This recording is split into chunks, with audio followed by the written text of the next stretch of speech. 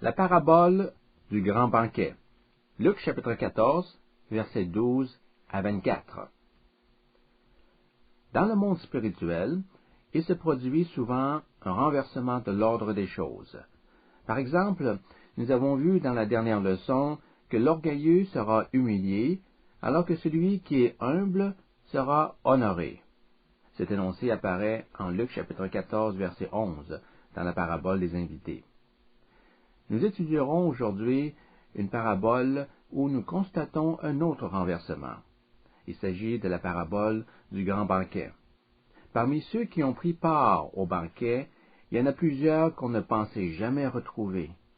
Mais d'un autre côté, il manquait beaucoup de ceux que nous nous attendions à voir.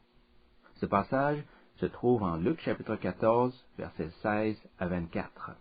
Lisons-le à partir du verset 12. Il dit aussi à celui qui l'avait invité, « Lorsque tu donnes à dîner ou à souper, n'invite pas tes amis, ni tes frères, ni tes parents, ni des voisins riches, de peur qu'ils ne t'invitent à leur tour et qu'on ne te rende l'appareil. Mais lorsque tu donnes un festin, invite des pauvres, des estropiés, des boiteux, des aveugles, et tu seras heureux de ce qu'ils ne peuvent pas te rendre l'appareil, car elle te sera rendue à la résurrection des justes. » Un de ceux qui étaient à table, après avoir entendu ces paroles, dit à Jésus, « Heureux celui qui prendra son repas dans le royaume de Dieu. » Et Jésus lui répondit, « Un homme donna un grand souper, et il invita beaucoup de gens.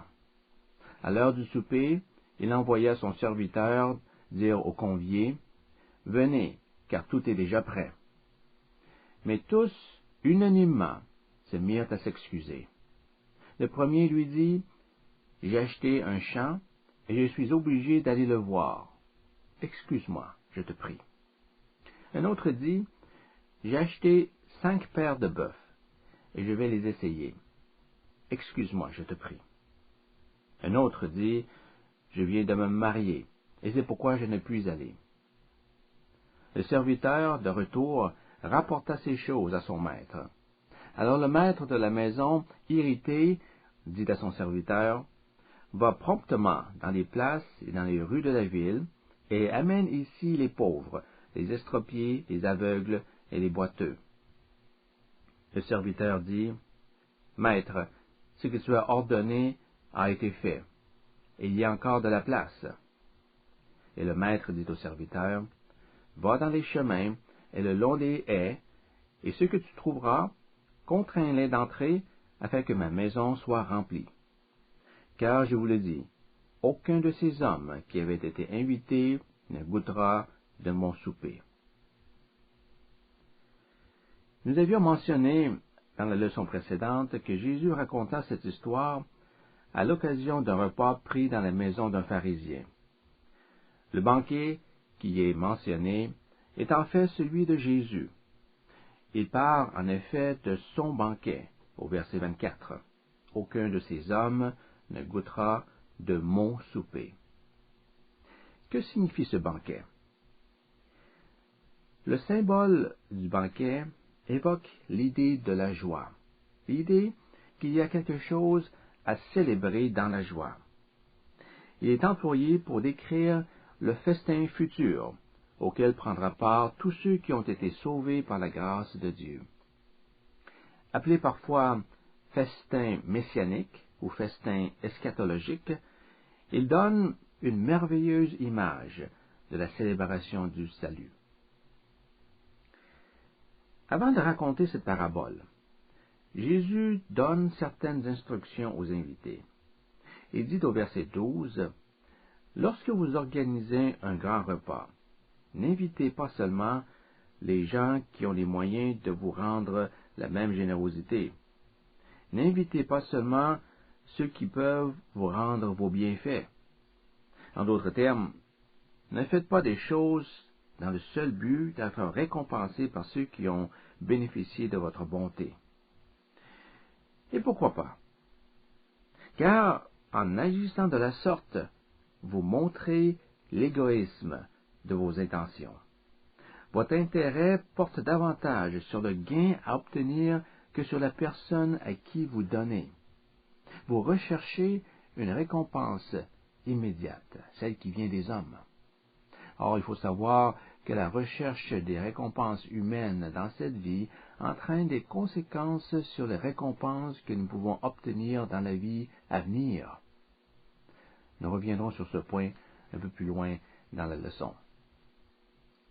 Jésus continue son discours en disant au verset 13 et 14, « Invitez plutôt les pauvres, les estropiés, les boiteux et les aveugles, précisément parce qu'ils n'ont rien pour vous payer en retour. » De toute évidence, les infirmes, les boiteux et les aveugles faisaient partie de la classe la plus défavorisée de la société. À cause de leur infirmité, ces individus n'avaient aucune chance d'obtenir un emploi. Ils se retrouvaient le plus souvent dans la rue sans le sou, demandant la charité pour survivre. Pourquoi inviter ces gens-là? Justement parce qu'ils ne sont pas en mesure de vous rendre l'appareil. Voilà qui est fort différent de la philosophie du monde, qui applique plutôt la règle de la réciprocité. On rend un service dans le but d'obtenir un autre service plus tard. Tu me grattes le dos et je te gratterai le tien, serait une autre façon de l'exprimer. Il faut un amour hors du commun, pour ne pas dire surnaturel, pour manifester de la bonté aux pauvres, aux estropiés, aux boiteux et aux aveugles. On doit être capable de voir au-delà des bénéfices immédiats, et donc terrestres. Cette attitude est en fait l'expression tangible de la foi. Qu'il faut avoir la foi pour accomplir des bonnes actions qui ne recevront pas leur récompense dans cette vie. Les estropiés, les boiteux et les aveugles n'ont certainement pas les moyens de rembourser qui que ce soit. Il faut avoir la foi pour croire que notre générosité ne sera reconnue qu'à la résurrection des justes. Jésus fait cette révélation dans la deuxième partie du verset 14. Tu seras rétribué à la résurrection des justes. La résurrection des justes correspond à la résurrection de tous les fidèles ayant placé leur espérance éternelle en Christ.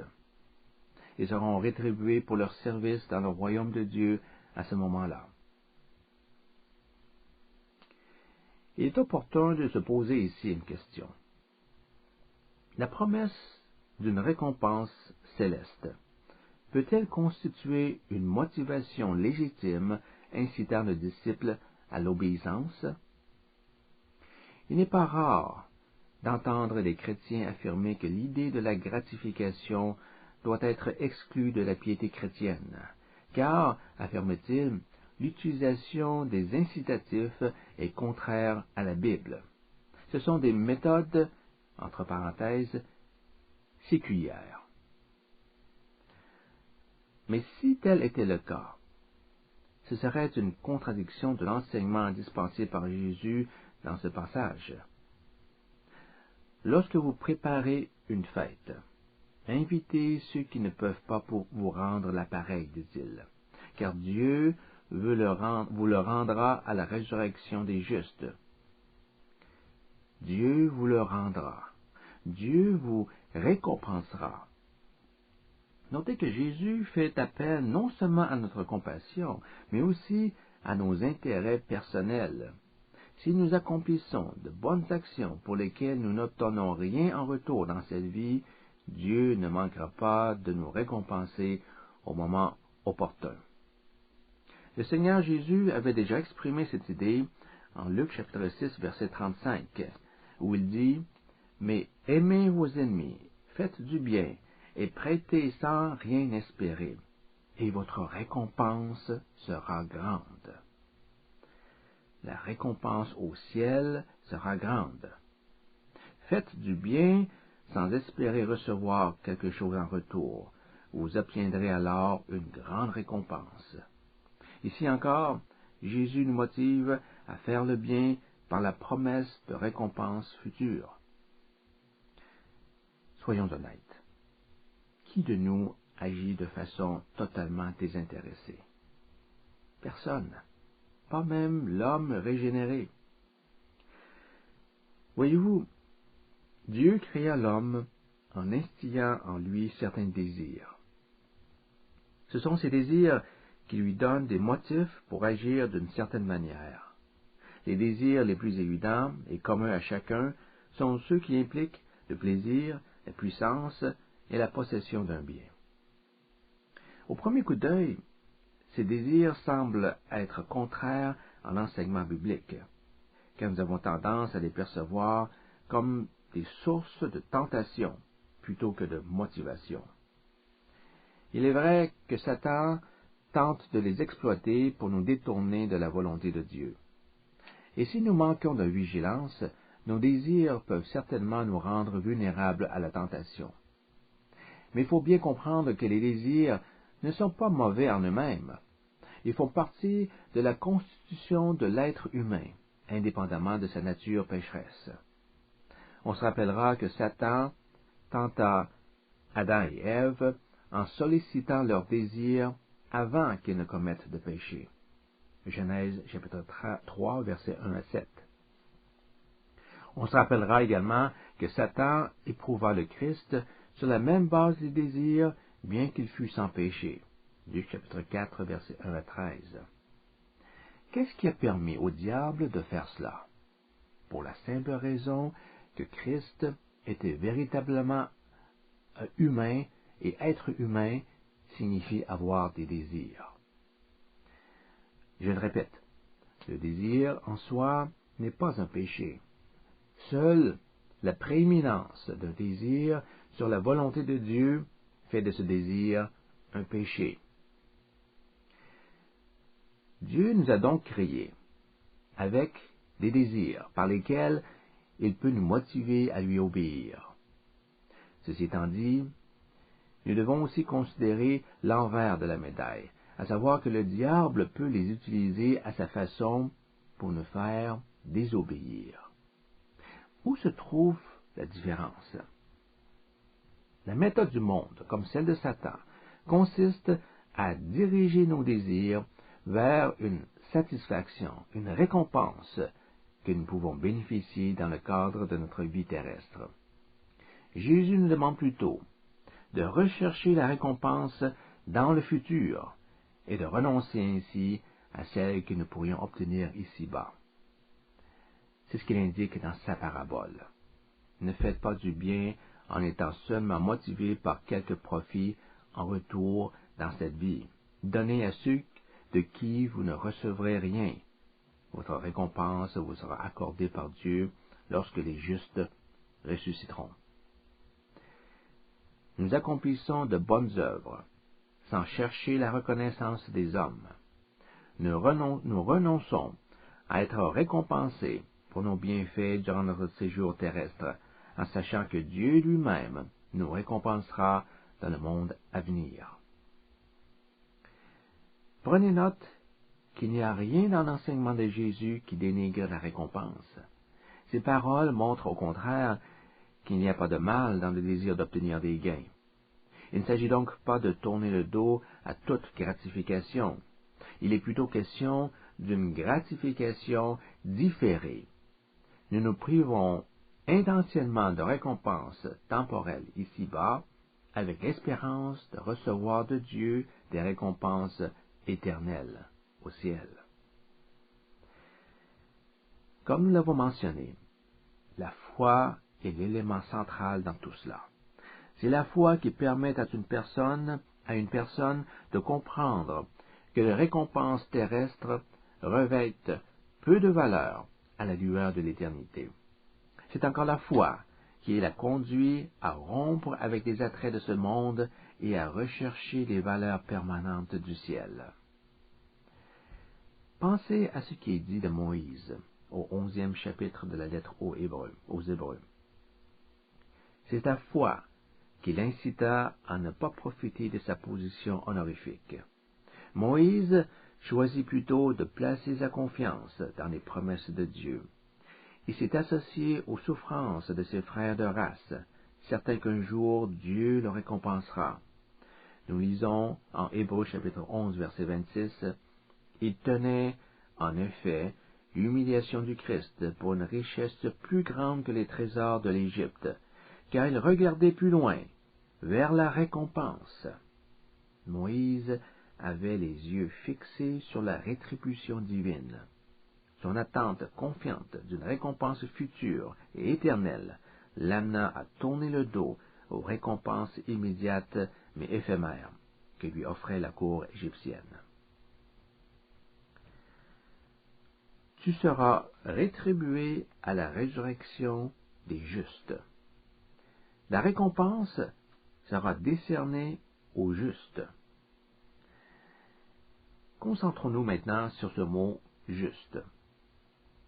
Il y a un aspect de la justice qui se rapporte à la justice rédemptrice du Christ, et par laquelle le pécheur se trouve justifié devant Dieu. Cette justice légale est imputée au croyant au moyen de sa foi. Il devient alors un juste. Il y a aussi un aspect pratique à cette justice, celle qui consiste à pratiquer ce qui est droit et juste. Dans le contexte des relations humaines, elle se rapporte aux actes qui contribuent à des relations justes et harmonieuses. C'est de cette justice pratique dont il est question dans cette parabole. Le Seigneur Jésus y fait allusion quand il parle de donner aux pauvres sans rien espérer en retour.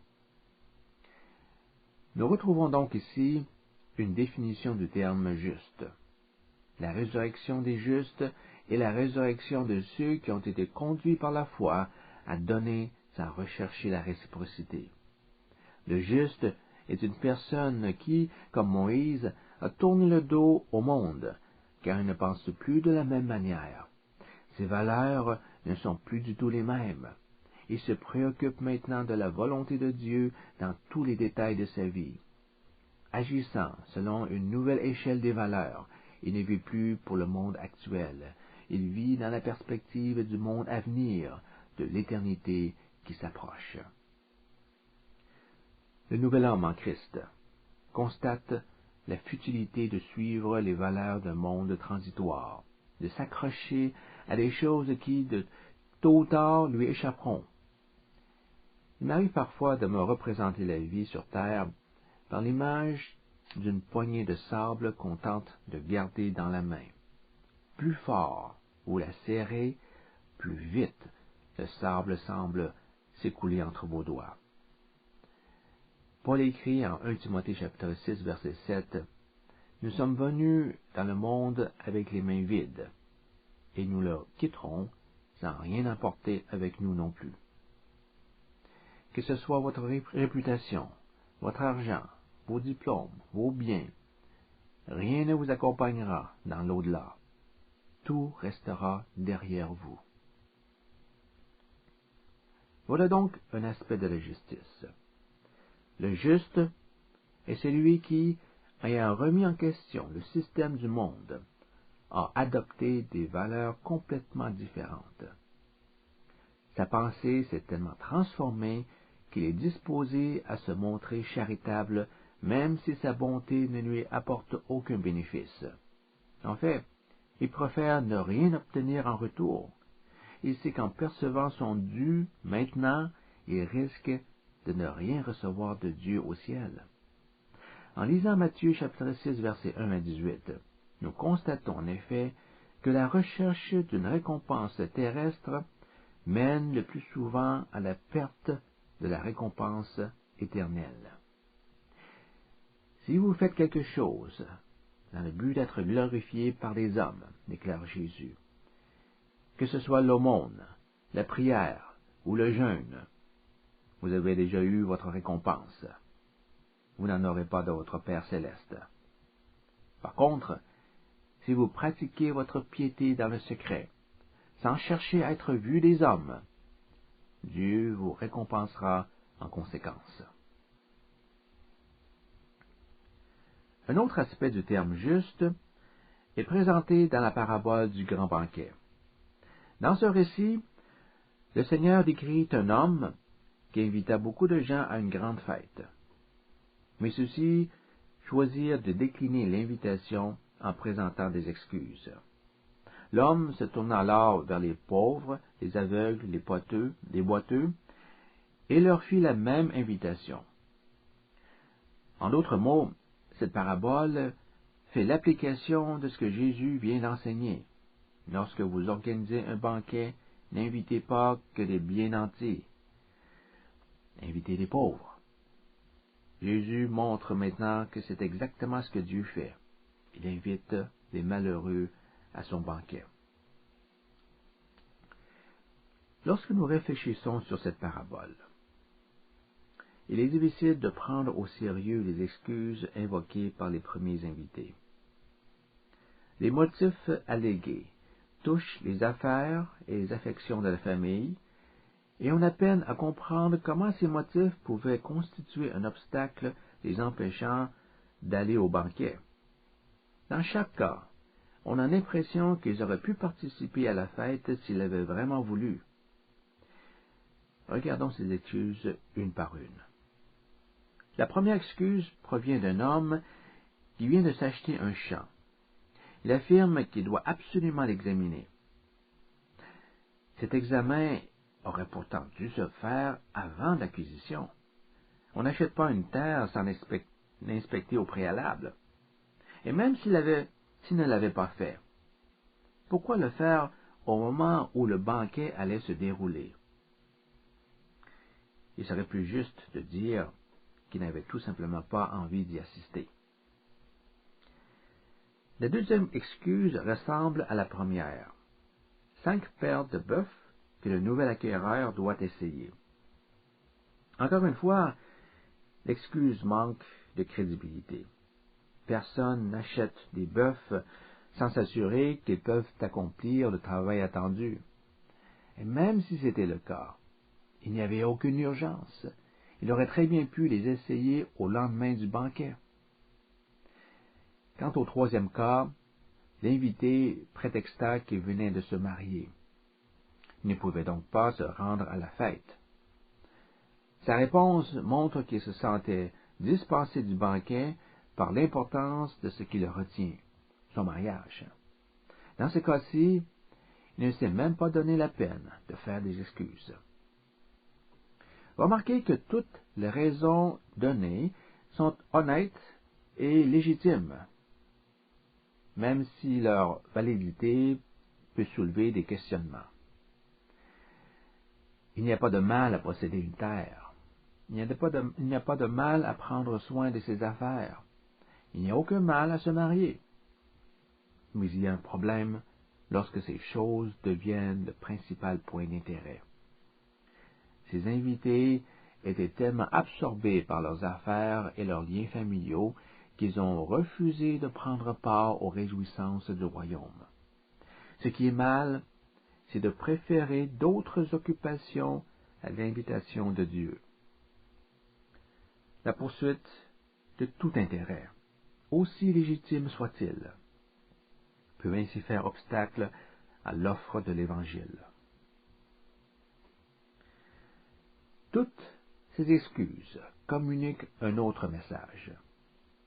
En rejetant l'invitation de la sorte, ces personnes montraient que leur préoccupation était plus importante que l'homme qui les avait invités. S'ils avaient réellement reconnu l'importance de cet homme, ils lui auraient témoigné du respect en faisant tous les efforts nécessaires pour se rendre au banquet. Mon champ et mes bœufs peuvent attendre. Je peux certainement laisser ma femme pour la journée, car je suis très honoré d'être parmi tes invités. Mais ceux-ci avaient visiblement un autre point de vue. Ils donnaient l'impression de se soucier davantage de leur propre importance que de celle du maître, s'estimant dignes de l'attention qu'on leur accorde. Par leur réaction, ils semblaient dire « C'est moi qui lui fais honneur par ma présence ». Cette attitude orgueilleuse se trouve parfois dans nos assemblées. Certains chrétiens, remplis d'un grand sentiment de dignité, semblent croire qu'ils sont une source d'honneur pour l'Église qu'ils fréquentent. C'est une dangereuse façon de concevoir la gloire de Dieu. irrité par ces excuses. Le maître demanda à son serviteur d'amener chez lui les pauvres, les estropiés, les aveugles et les boiteux. Les pauvres, les aveugles, les boiteux, tous des individus vivant dans la misère et qui n'avaient absolument rien pour parler d'honneur et de dignité. Il est facile d'imaginer leur réaction quand ils reçurent l'invitation. Une fois la surprise passée, ils ont dû se sentir indignes de se faire offrir la possibilité de mettre les pieds dans la maison d'un noble. Notez comment ils ont été approchés au verset 21. On ne leur a pas simplement lancé une invitation. Il a fallu les encourager. On a dû les amener ou les conduire au banquet, sans quoi ils ne s'y seraient sans doute pas rendus. Puis le maître de la maison invita une autre catégorie de gens, des gens qui se sentaient probablement encore moins dignes que les précédents. Il est écrit au verset 23 qu'il a fallu cette fois-ci les contraindre à venir à la fête. Va dans les chemins et le long des haies, et ceux que tu trouveras, contrains-les d'entrer, afin que ma maison soit remplie. Il n'est évidemment pas question de les contraindre par la force physique, ni par tout autre moyen qui restreindrait leur liberté. Ce mot contraindre indique que le serviteur aura à faire preuve d'un grand pouvoir de persuasion pour les convaincre de répondre à l'appel. Ce sont des personnes qui ont un tel sentiment d'abaissement qu'elles n'arrivent pas à imaginer comment elles peuvent être l'objet de la miséricorde de Dieu.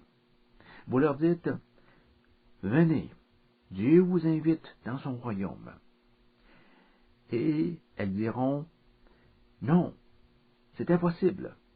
Dieu n'accueille pas des gens comme moi. Je n'en suis pas digne. » Alors vous devez les amener à croire que c'est possible. Vous devez les prendre par la main, gentiment, mais fermement, et les mener au banquet. Il faut le croire. Dieu n'exclut personne. Le plus pauvre et le plus bas dans le monde est aussi bienvenu à son royaume que le riche et le grand. Le plus nous nous sentons indignes de la grâce de Dieu, plus proches nous sommes de son pardon. Indigne est la personne qui se croit assez bonne pour se prévaloir des faveurs divines.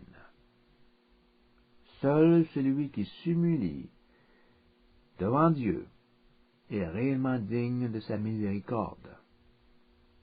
Ceci nous renvoie à l'interversion mentionnée par Jésus au verset 11.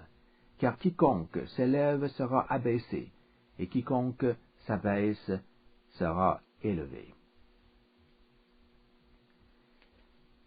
Récapitulons cette leçon. On ne pourra jamais souligner assez l'importance d'être présent au banquet céleste pour la célébration du salut. Heureux celui qui prendra son repas dans le royaume de Dieu, dit-on au verset 15. Il est heureux l'homme qui a une place dans le royaume céleste. Et quels sont ceux qui auront le privilège de participer à ce repas? Ceux que Jésus appelle les justes, au verset 14, quand il fit référence à la résurrection bienheureuse des justes. Nous avons alors décrit le juste en présentant deux aspects pratiques de la justice.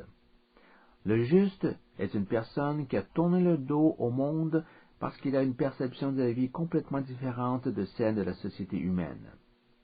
À la manière de Moïse qui renonça au pouvoir et aux richesses de l'Égypte, le juste refuse de jouir des attraits du monde et choisit plutôt de vivre pour Dieu. Il mène sa vie terrestre en regardant loin du monde vers le ciel. Il est soutenu par l'espérance d'une récompense encore invisible, convaincu qu'il l'obtiendra de Dieu dans le monde à venir. C'est pourquoi il ne recherche pas la récompense auprès des hommes. Ses yeux sont fixés sur Dieu et sur la rétribution finale. Deuxièmement, le juste est un être humble. il ressent en lui de l'indignité devant toute faveur qu'on voudrait lui accorder. Reconnaissant son infirmité morale, il se sent tout à fait indigne de la miséricorde divine. L'apôtre Paul est un bel exemple d'un tel abaissement. Vous croyez être un pécheur de la plus mauvaise espèce? Laissez-moi vous dire ceci. Je suis pire encore. Je suis le premier d'entre les pécheurs, dit-il en 1 Timothée chapitre 1 verset 15. Je ne suis même pas digne de porter le nom d'apôtre, car j'ai persécuté l'Église de Dieu. 1 Corinthiens chapitre 15 verset 9. Paul ne pouvait pas se pardonner, c'est-à-dire qu'il n'arrivait pas à oublier à quel point il a fait souffrir l'Église au début, même si Dieu le lui pardonna. Ce terrible souvenir l'accompagnait toute sa vie comme une cause d'humiliation. Le juste est celui qui entre dans le royaume en s'humiliant devant Dieu avec un profond sentiment qui ne mérite aucune considération. La conclusion de la parabole exprime toute la sévérité de Dieu à l'égard de ceux qui ont fait des excuses.